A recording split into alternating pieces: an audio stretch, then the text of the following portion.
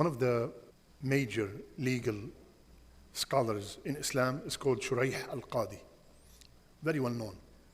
Shuraih, one time, he was in his court and an elderly woman came crying, shedding all kinds of tears, complaining about another individual, a dispute that she had with another individual.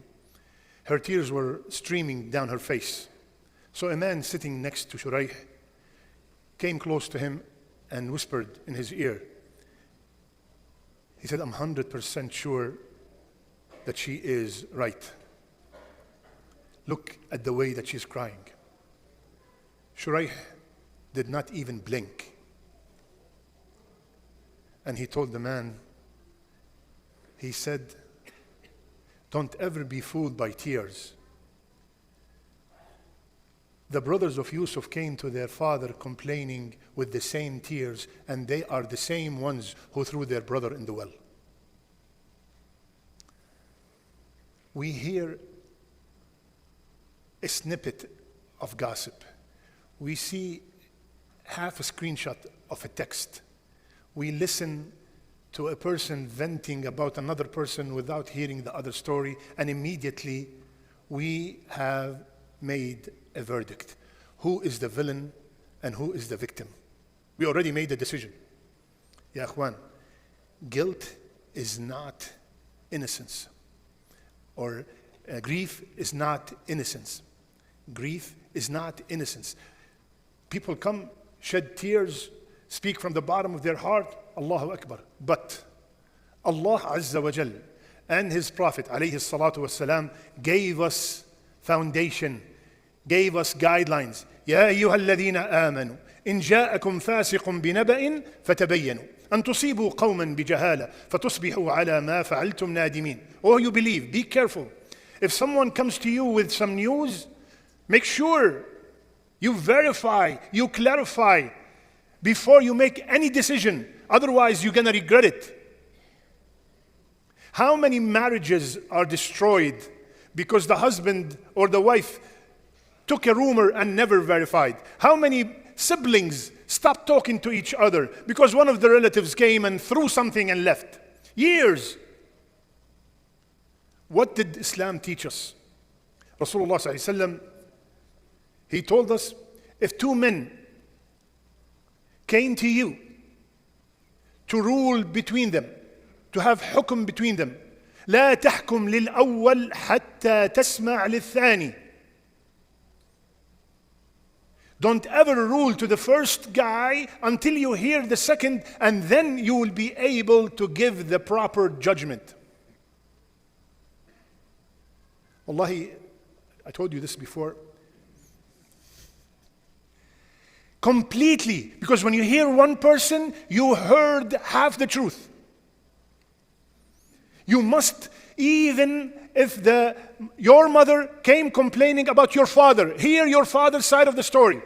If your daughter came complaining about her husband, hear your son-in-law's version. If one sibling come to you complaining about the other sibling, hear the other side of the story. You will be shocked. Like one of the judges said, if a person came to you with one eye gouged, listen to the other guy, because the other guy might have two eyes gouged. And you might fall into a hadith that is so scary. Because when someone tells you something and you did not verify, khalas, you take it as fact and you start spreading it, right? Look what happened. من قال في مؤمن ما ليس فيه أسكنه الله ردغة الخبال حتى let me go to the English. I get so used to the English.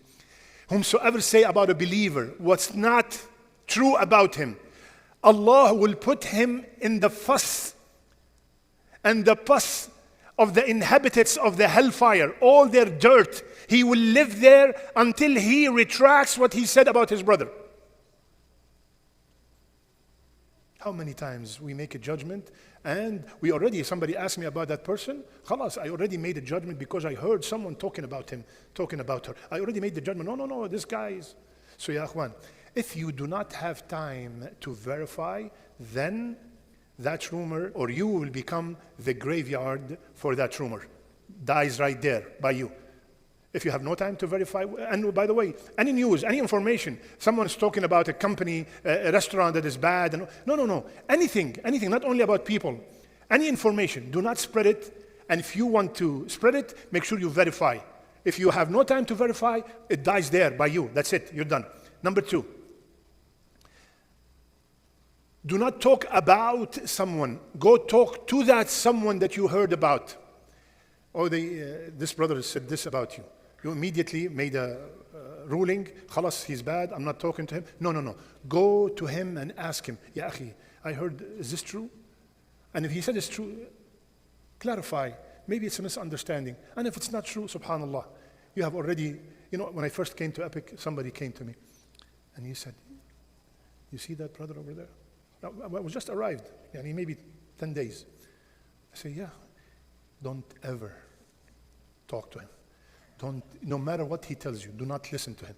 I was just new, so I don't know anybody in the community. This brother now is my best friend. Ya akhwan, please be very careful.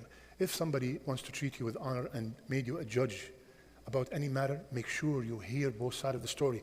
No matter, but this is my father. You're calling my father fasiq? Because Allah said, in ja'akum fasiq binaba. You're calling my wife fasiq? You're calling my son fasiq? Habibi, this fasiq was about companion. It was about a companion. It was about a sahabi who came with the wrong information. So your father, my mother, alhamdulillah, they are not ma'soom. They could fall into a mistake. I have to double check and verify. There's nothing wrong with that. I am fulfilling an order of Allah and His Messenger. So ya akhwan, the first story that you hear all the time is a trap. Don't fall into that trap. Follow the Islamic guidelines and you will be shocked of what you will find out.